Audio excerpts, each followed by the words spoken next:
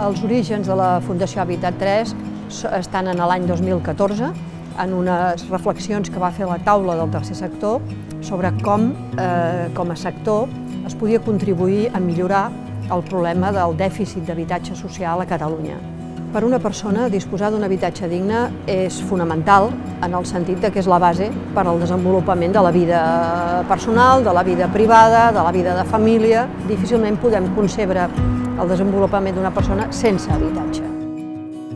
Per mi un habitatge digne és aquell que garanteixi una estabilitat, una seguretat a la persona i d'alguna manera que puguin portar a terme les activitats de la vida diària i els hi proporcioni una qualitat de vida. La meva feina consisteix en donar un suport puntual, setmanal, a persones que viuen aquí a Sant Eloi, són un col·lectiu concret, en aquest cas són persones que tenen un trastorn mental greu però que porten una vida totalment normalitzada. La asociación AREP para mí es mi familia, porque me han atendido en cada momento, siento que tengo apoyo, tengo a quien acudir. Nosaltres el que intentem aportar crec que és seguretat, és una relació de confiança. Sense aquesta relació, aquest vincle, és molt difícil treballar.